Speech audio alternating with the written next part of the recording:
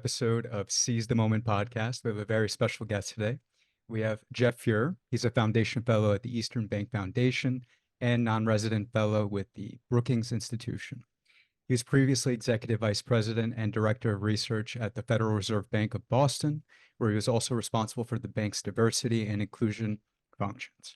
His new book, available now, is called The Myth That Made Us: How False Beliefs About Racism and Meritocracy Broke Our Economy and How to Fix It. Welcome, Jeff. It's a pleasure to have you on. Thanks. It's a pleasure to be here. Absolutely. And as we often start, we're going to start with a passage from Jeff's book. Jeff wrote, "As I learned about the broken parts of our economy, I felt compelled to speak up. In the course of my career, I had spoken to hundreds of groups about conditions in the national economy. I continue to do so, but now devoted the latter half of my presentations to a discussion of the reality of low-income, disproportionately minority workers, along with the history of systemic racism and its impact on wealth accumulation amongst people of color. In all of these talks, I emphasized the role that corrosive and ignorant narratives have played in explaining away and perpetuating gross inequalities, especially the narrative that all you need to do is work hard and let the markets work their magic and everything will be great. These presentations seem to fill a need amongst audiences. Perhaps some already had an appreciation for our societal injustices and inequalities, but few had been provided a blueprint of the economic engine that drove those injustices and inequalities. At each talk, numerous attendees told me that they had never been confronted with the evidence, or that they knew things were wrong, but they weren't sure how and why. And many listeners thanked me for putting the big picture together in an accessible, albeit disheartening way. The feedback deepened my sense of purpose and convinced me that I needed to get this message out to more people." So, Jeff, I love that. I mean, it really sounds like you're doing some absolutely profound work. So I want to just get like the technical aspects of all of this out of the way, just for our audience to kind of get a foundation of what we're talking about here. Sure. The two main system of economic thought, especially in the United States, tend to be Keynesian economics and what we tend to call trickle-down Reagan economics, Reaganish economics, whatever you want to use. So, I mean, obviously, you can feel free to add on whatever else is in there. Obviously, there might be some systems that, let's say, audience members don't necessarily know about or haven't heard of, but these seem to be the two main ones. So can you tell us a little bit about them, how they differ, and why you seem to prefer the Keynesian version more so than the other one? Sure. So the debate about what's the best way to describe the economy goes way back. And so maybe to make it relatively simple, there are folks who either want to believe or just do believe that the best thing for the government to do and the best way to run an economy is to kind of leave it alone. Markets, are magical. They do amazing things according to this theory. And when the government gets involved, it tends to cause problems. Okay, so that's this is a bit of a caricature, but that's one side of the debate. And on the other side is, well, markets do some things pretty well, no question. Without markets, it would be hard to run an economy. But they get themselves into trouble pretty frequently. We all get ourselves into trouble, markets or otherwise. And there are really important times when the government needs to step in when the private sector's fallen apart. Why? Because if they don't, this theory would go, because if they don't, then regular folks are going to suffer, right? They're going to lose their jobs. We saw in 2007, 8, 9, they can lose their houses. This is not the least bit fun. And so because of the sort of the at least occasional imperfection of markets, it's really important for the government to stand ready to do what it needs to do. So that's a caricature of the two positions. But in describing that, I'm talking about some of this grew out of the aftermath of the Great Depression, when people said, "What the heck went wrong here?" And part of the answer is the government didn't really know how to intervene effectively. The Fed was really learning what to do as a central bank, and the fiscal authority, the federal government, and so on, weren't particularly effective. So some of it grew out of that. But what I want to emphasize is it's not only those really disruptive episodes, whether it's a recession, a sort of run-of-the-mill recession, or the Great Depression, or the Great Recession of the early 2000s, mid-2000s. It's not just those times that we have to think hard about what the government's supposed to do. It's across longer swaths of our history. So going back to the founding of the Republic and before, and certainly through the Civil War, through slavery, and the aftermath of slavery, the Civil Rights era, all of that. It's important to recognize what choices the government has made, in most cases with our blessing or with our complicity, in some cases with our ignorance, I suppose, but they've made really important choices that have changed the way our economy works. It continues to be a capitalist economy, but it's not the only way for a capitalist economy to run.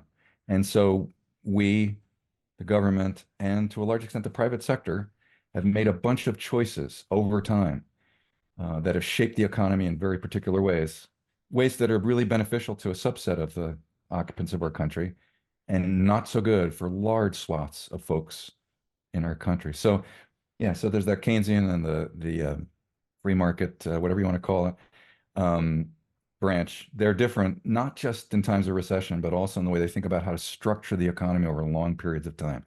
And that the book is more about the latter, about those long periods of time. What happened? What did we choose, and why? And how did it put us in the position we are today, where I would argue tens of millions of families. That's a lot of families. Maybe it's 120 to 130 million families in the country. Tens of millions of them are not making it. And obviously, to the point of the title of the book, it's not because they're not working hard. It's because they're fighting against really tough odds. They have the deck stacked against them.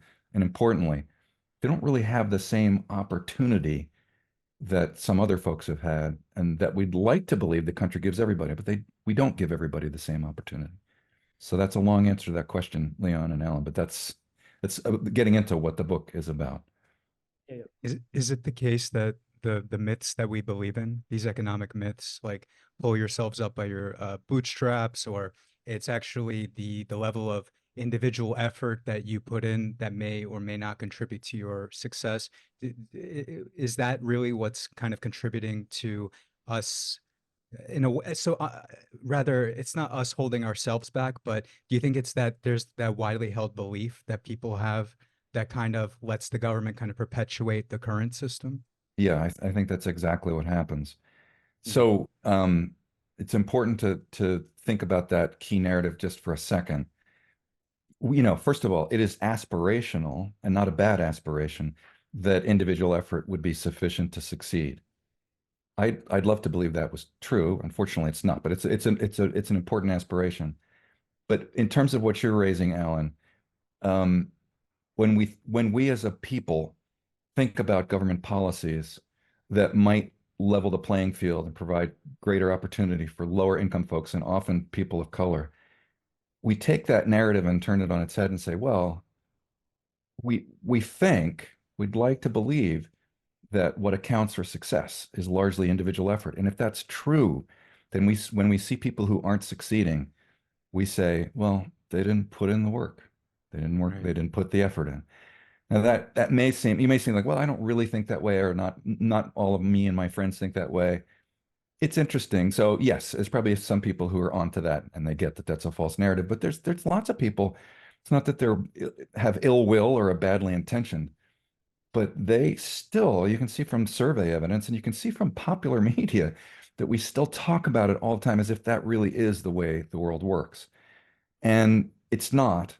But yes, that narrative is used often by politicians who have other motives, but they can use those narratives to get people to strike down, additional poverty relief, provision of opportunity, broader educational opportunity, better healthcare coverage, all that kind of stuff. Because they say, wait, no, these people should be working hard. It's their responsibility to take care of themselves. And I hasten to add, my wife and I have 3 kids. Okay. They're all grown now.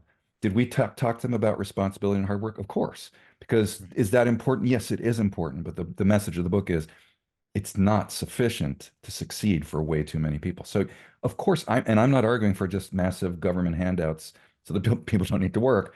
What I'm arguing is for providing opportunity, so that given the opportunity, hard work actually will lead to reasonable success for far more people than it does today. So yeah, I still preach hard work. I think it's a good thing. I think putting your time in and working hard is a really good personal attribute. It's just that the structure of our economy doesn't reward that the way it should. Right.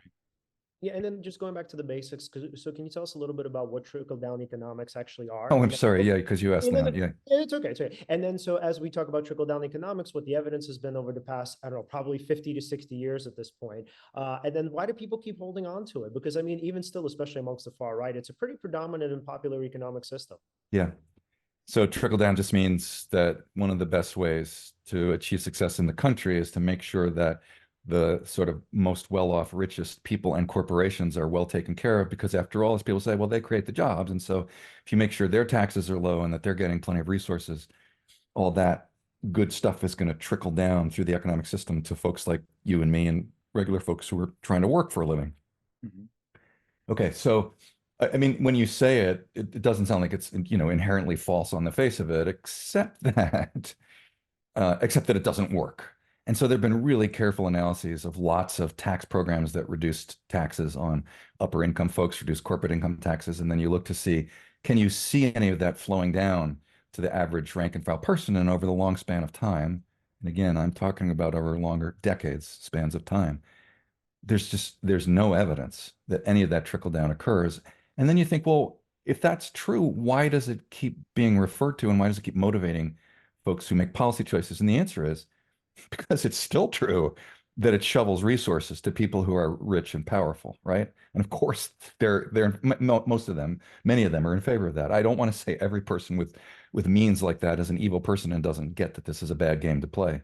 But on the whole, it's been really successful for them. And so they keep arguing for that, even though the evidence says it doesn't do anything for the average person. And I think some of the strongest, most simple and obvious evidence of that is that, so the way our economy is structured as of today means that the largest corporations in the country make enormous profits, record level profits, you know, relative to the overall scale of the economy, not just in dollars, but as a share of GDP, if you want to put it that way. They're making record profits. So they're not suffering in that dimension at all. In fact, they're making so many profits that last year, 2022, they took over $1 trillion of their $2.6 trillion of profits and used it to repurchase their own shares, which is just a way of boosting up their own stock prices. So they got loads of money. They're doing great, right? So the beginning of the trickle down process, that's working fine. We put the money up to the top end of the distribution.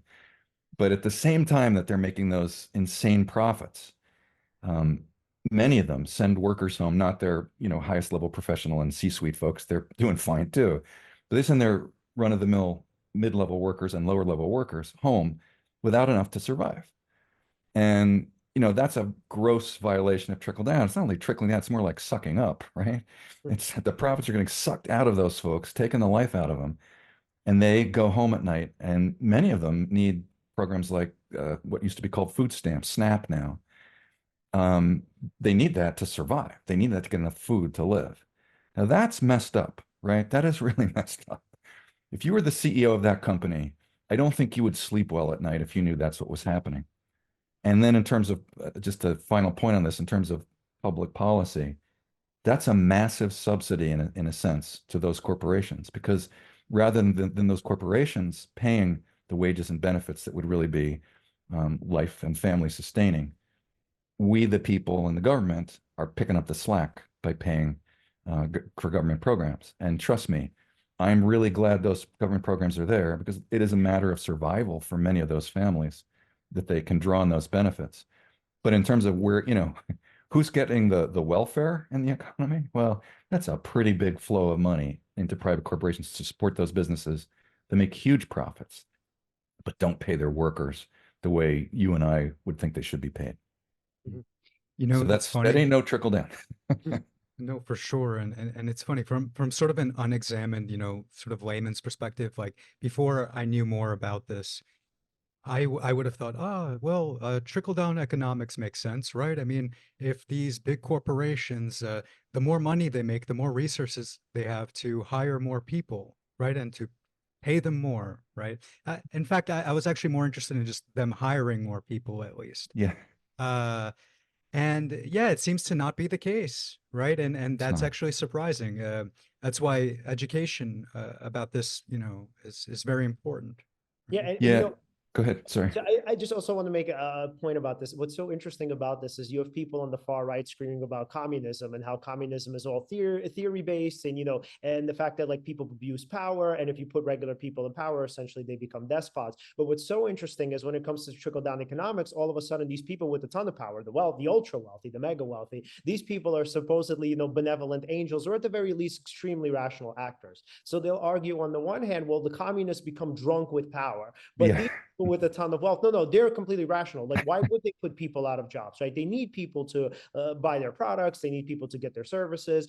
Essentially, there's this understanding that only communists are drunk with power, but everybody else, the ultra elite, Right. the smart ones. So it's kind of, Yeah, I find that the people, that rank and file, if they get a little bit more, they're so far from being drunk with anything, whereas the folks who have enormous wealth begin to think that they're really special people, right? I mean, they also in some sense believe in the myth of individual effort is what causes success, because they look at their own outcomes and say, wow, I must be incredibly hardworking and brilliant, right? Because look what I got. I got a lot of money. I'm running a corporation or whatever.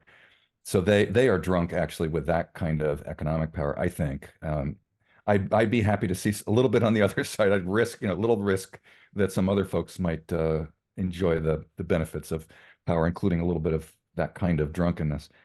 Yeah, and this is all, so when you say why does trickle down not work? I mean, what's happening is there's another narrative I talk about in the book, which is attributable to Milton Friedman. And Milton Friedman has done some good things and some, in this case, I think not such a good thing, and he's not with us anymore.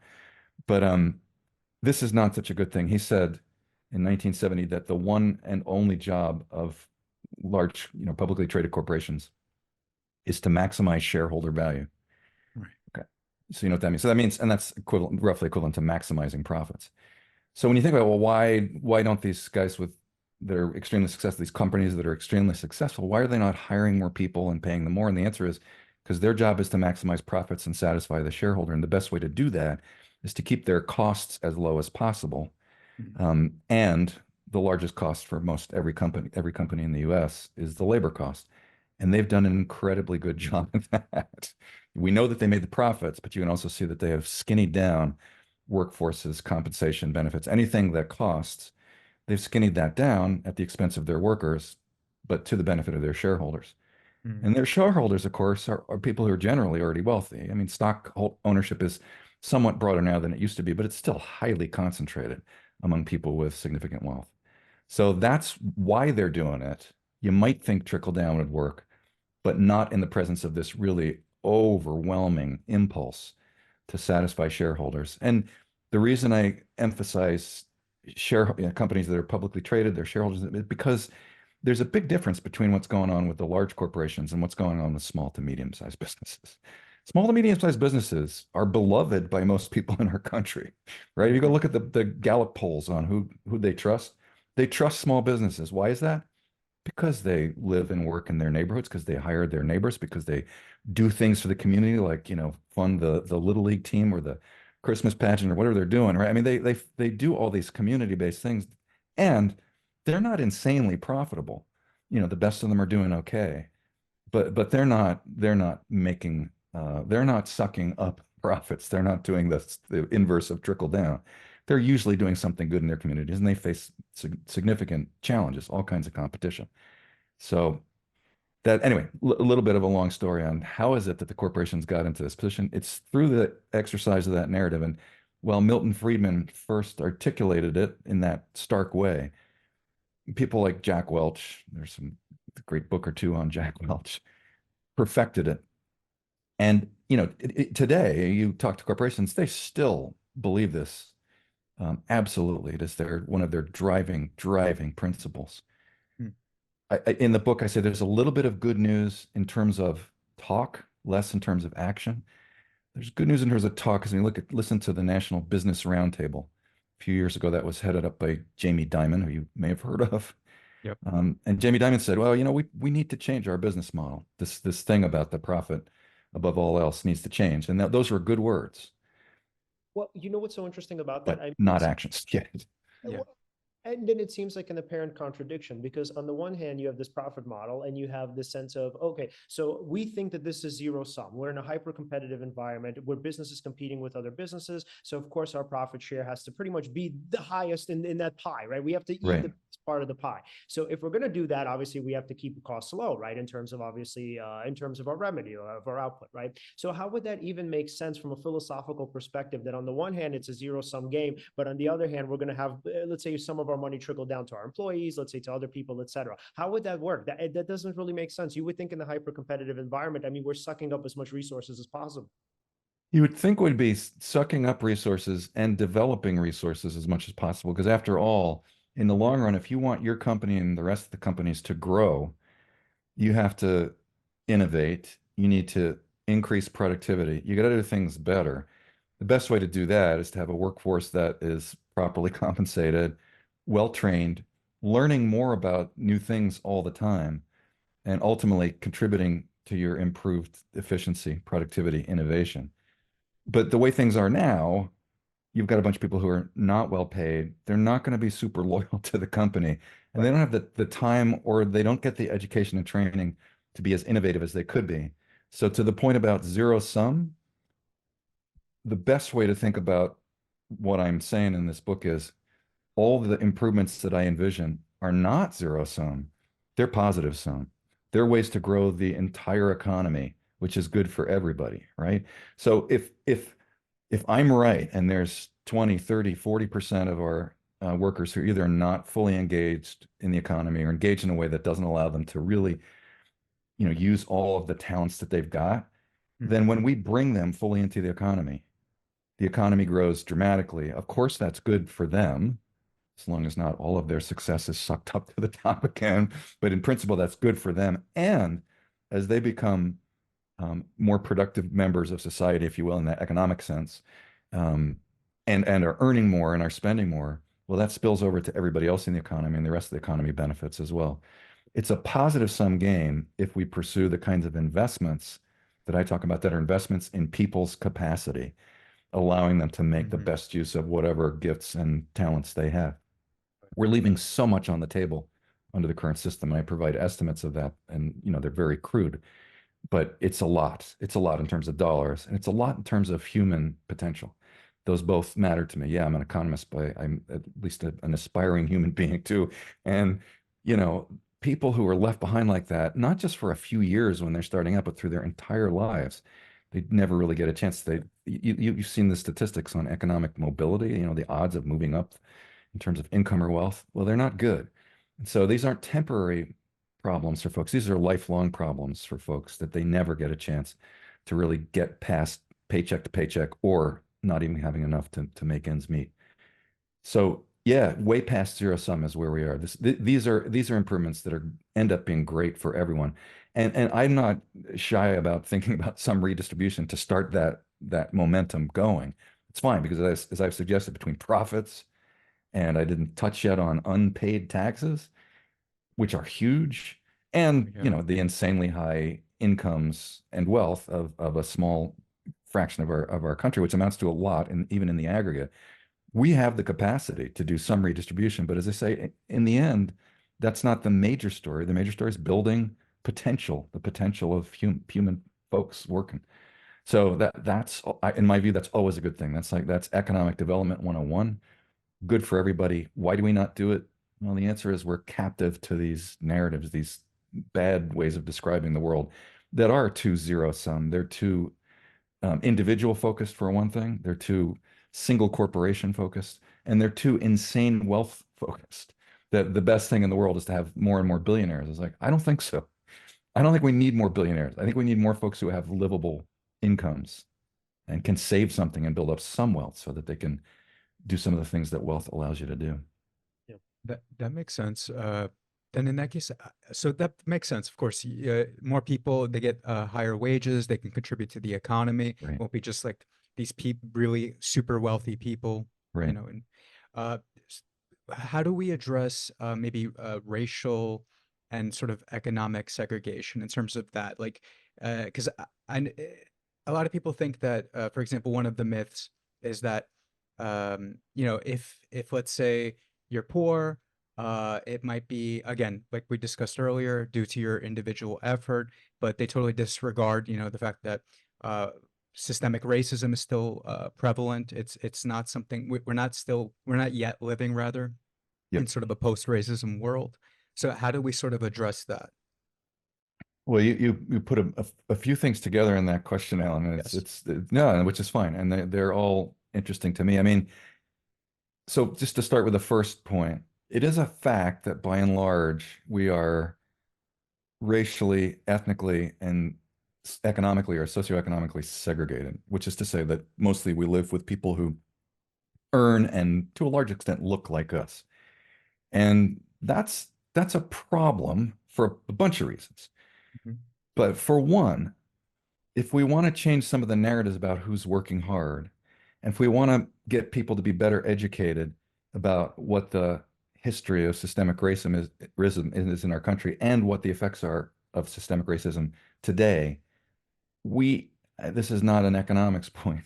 You could take it with a grain of salt. It comes from an economist. We need to get to know each other better.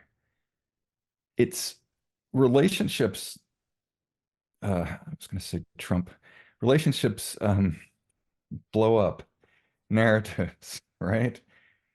So no better example than the national narrative about the LGBTQ. I'm sorry about that. You can probably edit out that little blurb. Sure. Uh, um, there's no better example of that than our national narrative about the LGBTQ plus population, which when I was a kid in the 60s and the 70s was awful. It was horrible, right? It was ignorant. Um, I thought I didn't know anybody who was gay or lesbian and I probably did, but I didn't know that. How did that change? It changed through a relationship, which is to say that over time, as in the first instances, really brave individuals came out to say, look, this is who I am. And then over time, as that became more accepted, although it still isn't perfect today, um, we realize that this is our sons, daughters, parents, cousins, neighbors, coworkers, friends who are members of the LGBTQ plus community. And for most people, because we already cared about them, we love these people, the way we thought about them before had to be discarded to a large extent.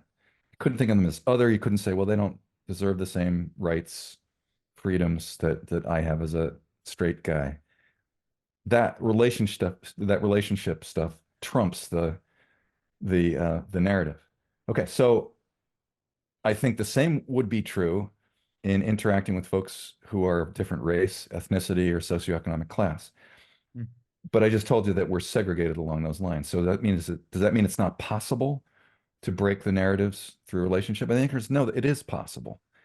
Because while we may not always live in the same neighborhoods, we often either work with or are uh, being provided services by folks who are in those economic and racial and ethnic categories, right? So our healthcare workers are typically, not the doctors, but the folks who are, doing the heavy duty, some of the nursing, but the transport and other lower paid parts of the healthcare profession, taking care of older folks. They're, disproportionately lower income, often people of color. Um, Through our own experience, our family's experience, we actually do run into folks like that all the time. We also run into folks in the hospitality industry, right? For hotels, for restaurants, for service, for maintenance in our own, if we work in a medium to larger size company. There are folks who we do run into, who we interact with daily. And then the question for us is, do we take the time to be humans and get to know these folks and build relationships? And in the process of doing that, break down any narratives we hold, let's hope unconsciously, about either folks who, if you still have some racist bones in your body, I suppose we all do to some extent, but certainly economic class discrimination, start to break down the narratives about those because you get to know people who are living those lives. Um, so I think relationship is one of the ways that we can actually change that despite the sort of residential segregation. We still have some workplace and service delivery, if you want to put it that way, um, times in which we interact with folks who are not the same as us. And those are great opportunities, not to lecture people, to listen, right? To Right. learn and actually develop a genuine relationship. And I say in this book that part of this book, from my perspective, is a journey for me because I was an idiot, 50 years ago, 30 years ago. I didn't know a lot of this stuff. I know more now. I don't know everything I need to know, but I know some more. That's a journey. Part of that journey for me has been getting to know through work relationships, through friendships, through working in low-income neighborhoods as part of my work with the Federal Reserve and part of my work now, and just listening to people through mentoring folks who are not white males and not high-income white males. Those are all relationships, and if we take the time to approach them genuinely like real human beings, it changes us. It changes us. I was at an event that the foundation that I work for sponsored a few weeks back, and a member of the audience who lives in Newton is a doctor who does all kinds of social justice work, health equality work, and all that. And he asked me about he said the Newton town meeting is debating zoning and building some more lower income housing.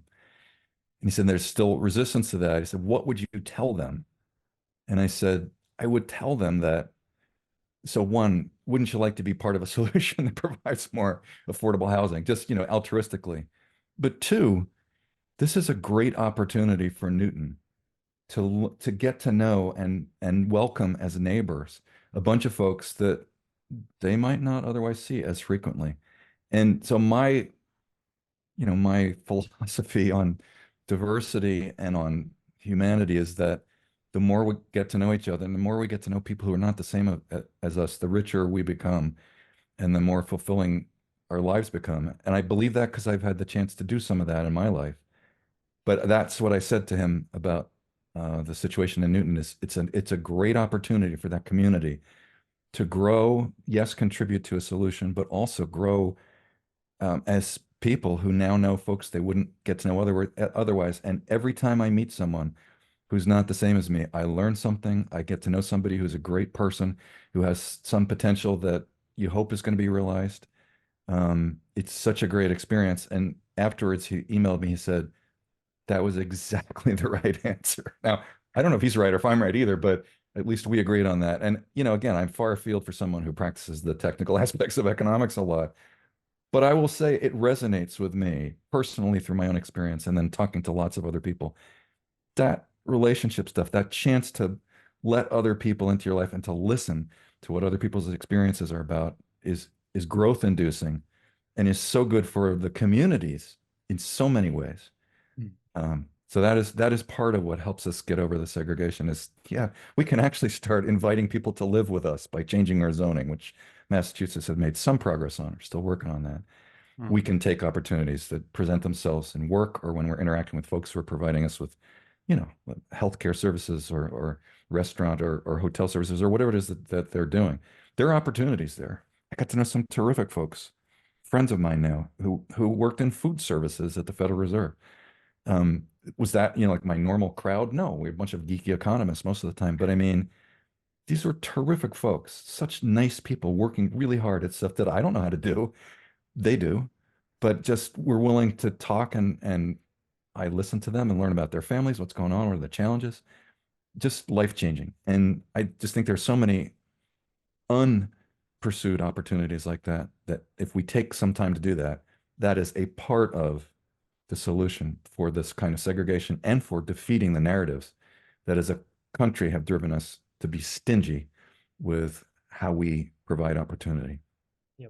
Yeah. And going back into philosophy. So now I'm wondering about some of the dark sides of government Yeah.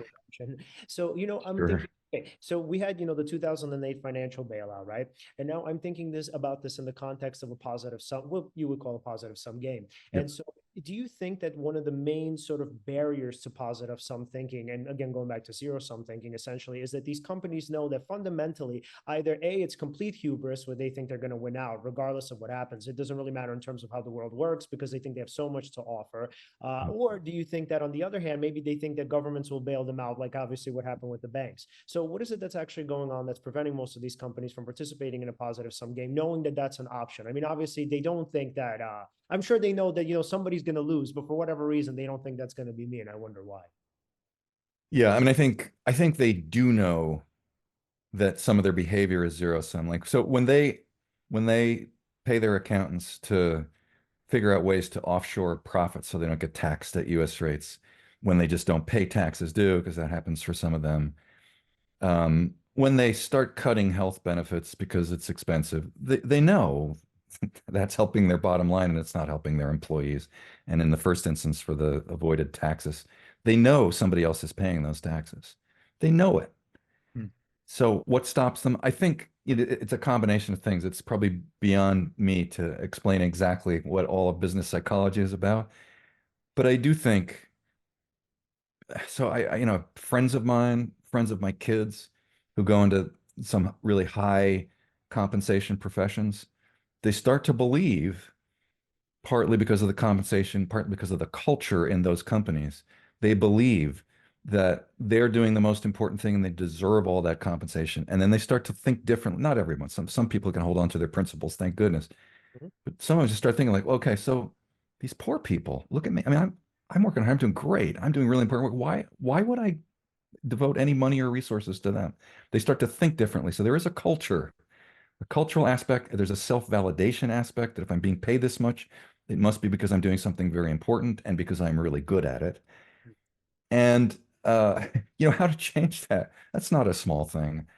I think it's also sort of sociological, and I don't have sociological chops, so I hesitate to say too much. But I will say this, that there are examples of some really good leaders in private corporations who know that that's nonsense. They know that they, as the CEO, they don't deserve to make 370 times the average worker in their company. They know that. And some of them don't get paid that much as a consequence. And some of them, say, oh, I could lift the the median wage in my corporation by 20, 30,000 bucks. That may not seem like a lot to somebody who's making 25 million, but to somebody who's making 30,000, it's a life changer. And those really good folks know that. The problem is so much in our country, so much success in our country is determined by luck. And I mean the luck of conditions at your birth, what state you're born in, whether your parents have resources, wealth, or income, whether your community supports education, whether you're born white or not. All those, accidents of birth make a huge difference. And the reason I'm saying that now is because I don't want to rely just on the coalition of the good-willing few among the private sector to make significant changes like that, because I don't Right. think it works. And then, so back to your original question, because, yeah, folks who get to be the heads of really large corporations have significant egos. They believe in themselves. They have to believe in their corporation if they're going to lead it. And they do face some pressures to succeed, some of which come from their boards of directors and shareholders, who are all many of the same people. So they at least feel as if they're under intense pressure to succeed in the way that Milton Friedman defined, which is, boy, I got to keep my stock prices up and my market share growing, all that stuff. And I can imagine, as a human being, it's hard for them to back away from that and gain the perspective that says, wait a minute, this is crazy. So when a few people do that, we cheer, right? That's great. You find somebody like Pete, what's his last name? Pete Cadence. I'm making his last name wrong. He's in the book, who's a billionaire and says, I learned as a kid that you succeed by working hard. He says, but I know now, even as a billionaire, that's factually incorrect. So my job is to correct that misimpression and also to redistributing some of his billions to people who have less. I'd love to see that. I just don't think it's going to make for a wholesale change, because those pressures, at least as perceived, seem to be real in especially the very large corporation private sector. And so we need someone like the federal government to coordinate that kind of a change in the system, so that corporations to some extent are forced to reckon with the consequences of their actions for their own employees. Right. So if you're making insane profits and you're paying people at your state minimum wage, the federal minimum wage is silly. State minimum wage in a state that's not very high, well, there's no place in the country where anybody can survive on $10 an hour for a year's work. That you can't. The cost of everything together is way much higher than that.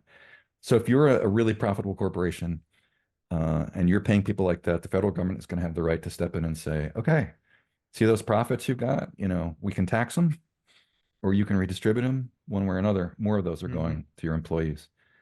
Now, there's lots of different ways of doing that, and companies will work hard to avoid losing those profits, because they still believe so strongly that profits are everything. And I'm not saying some profits are bad either. It's not that, but these are insane. I just don't believe in the coalition of the willing. I believe you need a coordinated solution so that luck is not what, if you happen to work for the right company, you're going to do well. Well, that's not good enough for most of us, I think. Or if you're in the right state that's progressive and is doing stuff to make improvements on early childhood education and minimum wages and stuff, then aren't you lucky? So you live in that state. That's not good enough because we've got too many states that aren't going to do any of that, sometimes for ideological reasons. It's just cutting their citizens' noses off to spite their face. So I think you need a coordinated solution. And that I love should be that government. actually. No, Go ahead. I'm sorry. absolutely.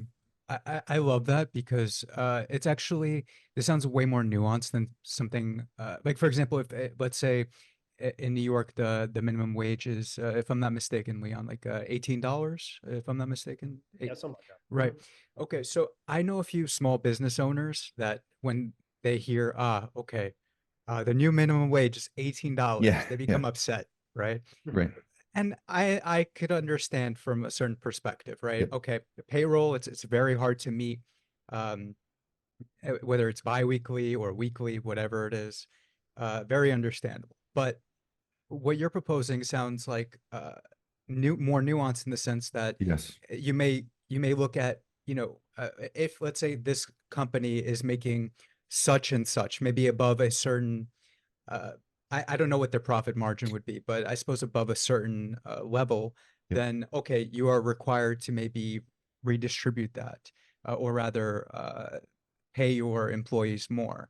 That's great instead of sort of kind of a flat, oh, everybody has to do this level of minimum wage, Right. which can put a strain on smaller businesses. So I hope it is a bit more nuanced because I am sympathetic for small businesses that struggle when minimum wages go up. I get that. That's not easy for them.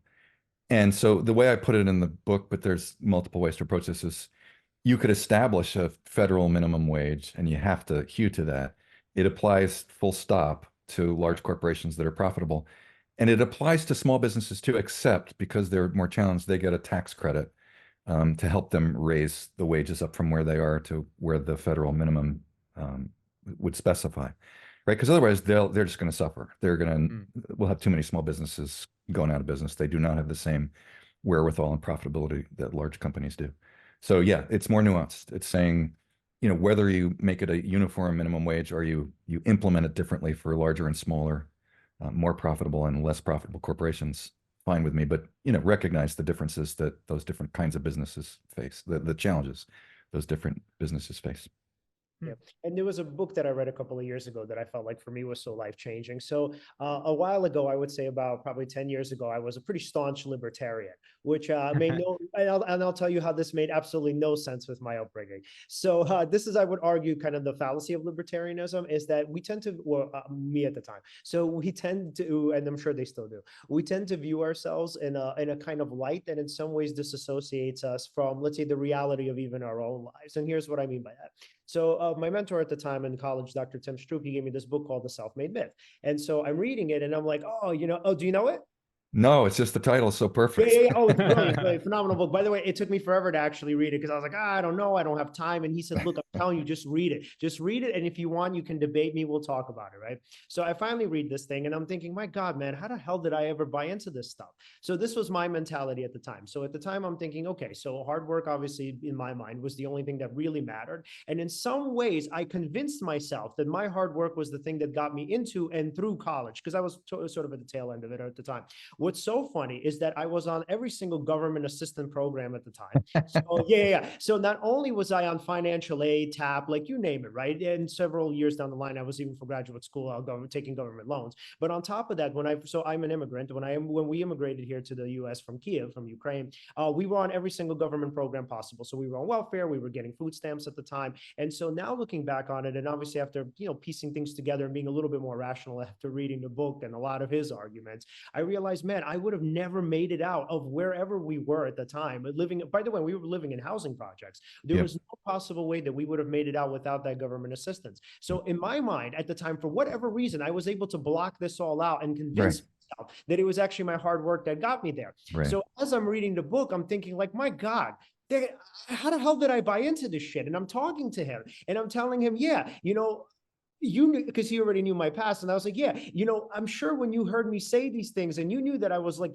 getting programs or getting programs help, getting help from programs while I was in school. He knew a little bit about my history. And I said, man, you probably saw the contradictions, right? And he said, yeah. And I was trying my best to point these out to you. And I didn't understand how you didn't get it. So the way he thought of it, he thought, I just thought, oh, wow, this kid must think he's going to be a fucking millionaire one day, because there's no possible way rationally it makes sense that he's subscribing to this philosophy based on his whole life trajectory, based on where he even is now and the support that he's getting now. Right. I can't imagine, outside of him just believing I'm going to be a millionaire someday and I really need to fucking buy into this shit, I can't imagine him actually believing this. And again, going back into my childhood, none of what we went through, and I mean, everything was literally government assistance. So none of what we went through and none of my survival would have been possible without it. I mean, family help and whatever aside, I mean, obviously we're all immigrants. There wasn't much that they were going to be able to provide for us, like outside of, I was living with my mom at the time when I was a kid, obviously. Even like the little bit of help we have received from the community was nothing compared to that. So even though government systems are flawed, we had welfare taken away from us several times, which was, I mean, pretty unfortunate, obviously. But Right. the point is to say that in all of this, is that kind of what you're seeing on this sort of far right philosophy, is that when people tell themselves that, hard work is the only thing that matters, it's for the most part is not only because they're not factoring luck, I mean, which I think is fairly obvious, but also because they're not factoring in the various forms of assistance that not only were available to them, but also everybody else in their cohort. Yeah, no, that's exactly it. And it is both government assistance and it's life circumstances and it's family assistance and it's family initial conditions, depending on what you start with. Right. All those things people and what race you were born as. That, there's a lot of white people who think, hey, I don't know, this whole racism thing doesn't seem so bad. It's like, yeah, it doesn't seem so bad to you. You haven't had to live through it. So yes, I think this, I'll tell you a funny story when I was in working at the Fed, I was in the executive team, and we would have these discussions about, well, who should we promote? What kind of competencies did we want to value among our folks who were aspiring executives? And we went through this whole, it was a deck of cards. We had all these things, blah, blah, blah, blah, blah. They should be this, they should be that. We came on one. I said, you know what? One that's really important is self-knowledge and self-awareness. Mhm.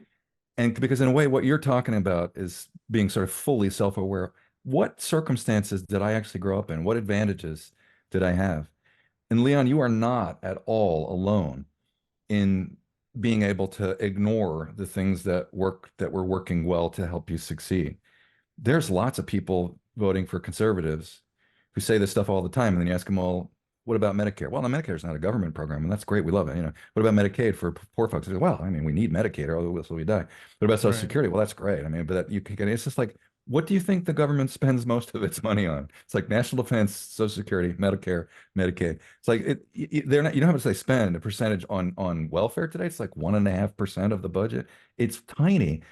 So, but anyway, they don't realize they are benefiting from those government programs. They, of course, also so often don't realize that being born white, even if you're poor, it's better to be poor and white than poor and black or poor and brown. That's just the way the statistics look. And that, of course, tells us something about what our country has done to people of color over the decades. So I think your experience is probably more typical than not, that people have a really hard time seeing what it is that gave them advantages that some other people don't have. They can't see that because what they see is if they succeeded, of course, our natural tendency is to say it's us. Look at me, I'm brilliant. I mean, I did great in life. Me personally, I feel great. I had a great job. I got paid. You say I got paid more money than I could use, which was true. I couldn't use it all. I gave it away. I saved, whatever. Terrific. Good for me. Is that only because of my work? Of course not. I started in a great family. We had enough money to send me to the best universities in the country and the world. That's an opportunity. I was white. I had a family that my parents are still together. That's not true for everybody. That does make a difference. But I had so many advantages. And of course, if I had totally slacked off, could I have screwed things up? Sure. Yeah. So does hard work matter? Yes, it does. But without all those other things, I don't think I'd be where I am today. And that's a self-awareness that's taken me decades to figure out. So Leon, I think you're in good company, and I'm glad you realized that libertarian thing. I mean, there are times when libertarianism may make sense in some circumstances, but boy, the notion that we're fine without any assistance from the government or whatever, coupled with this irony that many of the folks on the more conservative spectrum will say, well, that government assistance is terrible. No, no, the government is assisting mightily the private sector, the large corporations in the private sector today. And when we talk about, things like baby bonds or any things that would address the enormous wealth gaps between, on average, white folks and people of color, or just between really rich white folks and really poor, low wealth white folks. People say, why would we use government resources to prop up a subsection of the population? And the answer is, we already did, and we still do today. That's not new. It wouldn't be new at all. The New Deal, I'm sure you've read about the New Deal, right? The New Deal was heavily slanted, almost entirely slanted towards white families. Not that they all succeeded in the end, but it sure didn't go to Black and Hispanic families at the time, to say nothing of what the sort of aid we provided to the indigenous people, which was to massacre them. So, I mean, that awareness is critical, and it's part of the reason I wrote the book. It's like, we need to wake up to this. We can't pretend that we did it ourselves, and we can't pretend that government is neutral as it stands. It's heavily slanted in particular directions and has been for a long time. Yep. So, yeah, And we can get going on that. Yeah, and then with libertarianism, I would argue, at least for me at that point, and probably for many others, I mean, it was an evasion of responsibility. I didn't really want to think Maybe. down the road what I owed my community, what I owed society. I Yeah. mean, it was this college kid coming out of poverty, and at the time, I was thinking, I have to get out of it. I have to take care of myself, my family. I can't think about the broader community. Right. But obviously, I mean, that doesn't make sense, because now, obviously more mature, thinking about it, I have to live within the community. And if I'm, let's say, the one who's thriving while other people are suffering, I'm not going to be thriving too long. If you harken back to the French Revolution, I mean, I like to put the scene of Napoleon. Right. So if you harken back to that, Good movie. now, yeah. So now let's get into actual solutions, right? The actual policy changes that we can make and things that we could start thinking about in order to, again, create a positive sum world for most people. Sure. So I like to start with the program that starts earliest in life, and that's early education. Mhm. It's a combination of early education and childcare. And I emphasize high quality early childhood education for everybody, every kid. Why is that? because, because the research is just incredibly clear. The first 5 years of life are, foundational. And yes, you can recover from them to some extent, but man, it's not easy. But put positively, investment in early childhood education of high quality just bears incredible returns.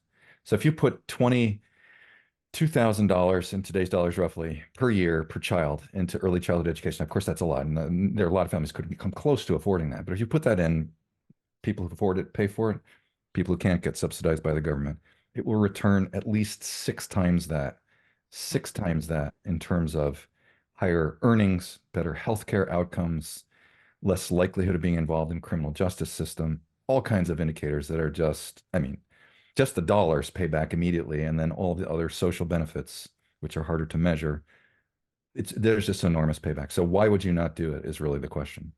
And the answer is, there's narratives that say, hey, wait, we're shoveling money into poor people. Why are we doing blah, blah, blah, blah. Right. But, put that aside. That is a solution. That is an important one. It is research tested. It's a dead winner. And we should be doing that, not giving my family money for early check because we can afford it. But for folks that can't, if you're making $30,000, $40,000 a year, you can't afford 2 kids at obviously $20,000 a year. So you need that subsidized. The investment is tremendous. It would be a game changer for the next generation. Then I worry about, so that's 25 years from now, we start to see the benefits of that. Okay, but what about people who are alive today? Well, I talk about a variety of things. So one is, we already talked about a change in the wage structure. And I think that has to be centrally coordinated. I know some people don't like that, but tell me how it works without that, and I'm happy to talk. But that's a thing. Another thing along the education front is, for many individuals and families, community colleges are the way they're going to get post-secondary education. Over 40% of college education goes through community colleges now. Some of them are great. Some of them are not. Most of them are underfunded. There's some terrific ways of using community colleges to equip kids, perhaps starting in high school. There are programs that do that, but certainly continuing into community college. You equip them with the kinds of skills that a specific employer needs for a job that will be ready for them at the end of that pipeline. And that's a job that's going to pay not, 10 or $15 an hour, but 30 or 40 bucks an hour, or maybe more. So 70, 80, maybe $100,000 income. You know, if one person in a really poor family gets that income, it changes the whole family's life. Certainly changes the kid's life. And those are things that don't require a 4-year liberal arts degree, but they do require some technical training or whatever. And community colleges are great for that. We do some of that in this country. We need to do 10 times that much or more. And that for kids who come out of high schools who are not going to go to a 4-year liberal arts college, and for some of them, it doesn't make sense to go to 4-year liberal arts. But if they get this kind of training and pathway, and the pathway is as important as anything, just getting the training and then just being dropped out in the big wide world to fend for yourself. That's what we say all the time. Yeah, go figure it out yourself. But providing pathways, real employers with real jobs with great wages and benefits, life changer. So that's another really important set of programs that we could fund. And those are not insanely expensive, but they do cost something, of course, because not everyone can afford that. Right. The last thing, there are other things in the book, but the last thing I want to mention, because we'll run out of time at some point here, but the last thing I want to mention is, so this inequality of wealth, which is staggering, is not a small thing. You know, it's not focused on as much as income, because people think when you say wealth, you're talking about, well, everybody needs to have their own yacht or something. It's like, no, we're not talking about that. Wealth is just, you have some savings sitting in the bank that can be used for basic and important economic purposes. Like, so many families live at best paycheck to paycheck. And if your boiler goes out, if your car has a repair, you got to drop out of school, you're sunk, right? You can't pay the rent, you could be evicted. All kinds of things can happen. So at a bare minimum, having some thousands of bucks, 10, 20, sitting around to buffer against those kinds of disruptions, which happen all the time in lots of people's lives, even more so for people who are in lower incomes with less stable, lower wage jobs. Just for buffering, it's critical. But beyond that, if you want access to education, to housing, you want to have a down payment for a house at some point, perhaps, to starting a company. Maybe you're an entrepreneur naturally and you've got that skill, but you don't have the capital. Good luck to you. And then, of course, for retirement, you want to have some source of stability beyond Social Security in your retirement. Well, that's what that wealth is for. It's not crazy wealth. It's just basic maintenance level wealth.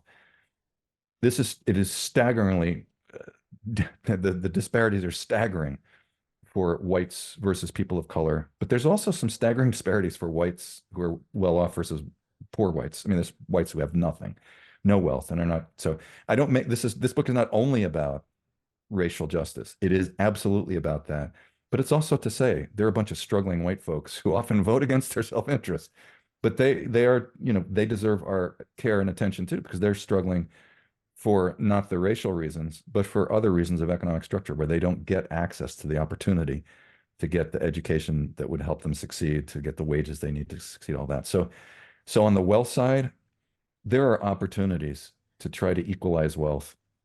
There are a number of ways of doing that. I talk about reparations in the book. I know that is a highly charged topic because I know there are people who yell at me sometimes just for saying the word. I think at a minimum, we need to have a conversation about that because we bear responsibility for what we did as a country.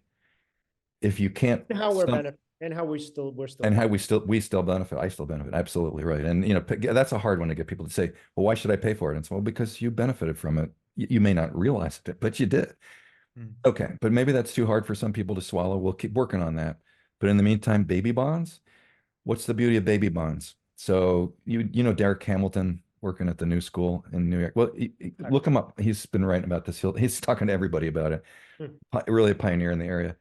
But the way that program is constructed typically is that you make a deposit in any kid's account as long as the parents have low enough income and wealth.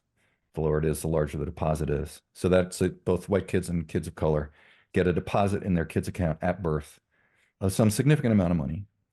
In the book, I talk about tens of thousands of dollars, 20, 40, whatever it is. That's a lot. And that amounts to something. You can't touch it until you reach the age of 18 or something. And then you can use it for education, for housing, for entrepreneurship, whatever. Does that cost money? Yes, of course. I mean, it adds up to some tens of billions of dollars annually to reach the populations in question, the lower income, lower wealth populations, and give them some significant deposit. But it would go a long way, depending on the size of the deposit, towards equalizing, not equalizing, but getting toward closing those wealth gaps, getting something so that people are not left with no assets in the bank by the time they leave home and start to work. So that's a program that I think is worth thinking about. And the state of Connecticut has a program that they just put in place. Pretty amazing. They actually did it. It's not by my lights big enough, but it's a start. There's a couple of other states thinking about it. And I think addressing that wealth gap is critical. It is the product of decisions that we made as a country for centuries. And we need to come to a reckoning about that and say, okay, fine. I'm not saying everybody's going to pay for this because there's some people who don't have the money to pay for it, so they shouldn't. But as a country, we have the resources to pay for it over time. And we need to have a serious discussion about that. And I think between baby bonds and reparations, and I would add significant down payment assistance, because that's also a wealth transfer. So Massachusetts has a couple of programs that offer $25,000 to $50,000 down payment assistance for buying a home for low-income families. Now, they have to be high enough income that they're not going to bomb out of the house immediately. They have to be able to afford a house. But that's a significant wealth transfer, right? 25 doesn't close the wealth gap, but it's, well, you sit up and take notice of that if you got no wealth to start with. That's another kind of wealth transfer. I think we have to be careful about how much we use housing as the way of equalizing wealth, because it's complicated and it's not a surefire thing. But anyway, that's the final thing I'd say. There's other stuff in the book, but those ways of trying to begin to close these wealth gaps is something we need to do. And we at the very least need to have serious conversations about that, including reparations, because it's part of the self-awareness project, right? As a nation, we need to be more self-aware. The people who want to sweep that part of history under the rug, you can't do that. I'm not saying we're a terrible country. I live here. I chose to live here. I could move somewhere else. I like America. I think it's great. However, it's not lived up to its aspirations for all of these families. And it's made decisions that have been really destructive to Black and brown folks in our country, including indigenous people, including a bunch of Southeast Asian populations have been treated badly over time as well. All of the above. It's made those decisions, and we need to own up to that and say, okay, this is what we did to benefit of people like me. So the government came to me and said, Jeff, I've got a bunch of money in the bank I don't even need for retirement. I'm not the richest guy in the world, but I'm doing fine. If they said, we want to take some couple $100,000 from you because we're going to redistribute, I'd say, fine, you do that. I don't need it. I mean, I'm going to give it to a charity is what I'm going to do. And this is a better way of rectifying things than giving to the average charity that I might give it to. So I would happily pay that. I'm not sure I'm in the majority in the country, but it's like, come on, like, I mean, people who've got hundreds of millions of dollars or billions, of course you should be giving some of that away, and some do. But it should be the routine, it should be the expectation, and it should be enforced by a government policy that makes sure that happens. Yeah. So I love all of those, and in particular, the one about community college. So because I'm somebody who, in part because of poverty, struggles significantly in school. I had to go to community college. And then so after community college for both my 4-year and graduate program, I ended up going to a city college. So without all of these government funded colleges, and obviously with community college, I mean, it was completely funded. I mean, I wouldn't have a business right now. I probably wouldn't be able to really make a living. So your programs are deeply important. And again, I specifically appreciate the one about community college. Great. All right. So Alan, as we start to wrap up, any final questions for Jeff before we go? Yes, Jeff, if we wanted to follow your work, and of course, buy the book, where can we do that? So I have a website called jefffuhrer.com. It's got links to the book's website, which is put up by MIT Press. You can get it from Amazon and Barnes & Noble and all that. I would encourage you, just because I think this is cool on the small business side, go to a small bookstore. Most, not all of them, most of them are carrying it or they can get it for you. I have a contact with a local bookstore in my hometown here, and they're just the greatest folks. It's not an easy business keeping a bookstore going these days. Right. But they're doing it, and they promote my book, which is nice. I don't have to do that, but they've got great kids' books in there. If you can get it from a small bookstore, Amazon doesn't need more of our dollars. They do some things that are good for us, but geez, they got enough money already. So anyway, you go to that website, jefffuhrer.com. It will give updates. It has a list of places I'm speaking about the book in the next, I've been speaking already the last 2.5 months, but I'll be speaking January, February, March, and later. And it has a list of many of the places I'll speak, especially where they're speaking to the public. I'm just really getting started at Brookings Institution. I'll have some work posted up there in the next month or two. So there'll be some stuff to look at there too. But that website will tell you pretty much what you need to know about what's going on with me. Excellent. Awesome. Thank you so much for coming on. So you are No our problem. last episode of the year, man. So this was Yeah. perfect. I think this is one of the best and the This is perfect awesome. end off the year, perfect way to end off the year. I hope you have a good new year, man. And again, thank you so much for this. Thanks. Well, thanks to both of you for hosting, and I appreciate the work that you're doing, trying to get good words like this out. Appreciate it personally, but just in terms of the causes as well. So keep doing that. And it's great to meet both of you. Great to too. meet both of you. Absolutely. You too, man. We'll be in touch with you soon. Sounds Take great. care. Take care. All right. Bye. Bye-bye. All right. So, everyone, that was an awesome episode.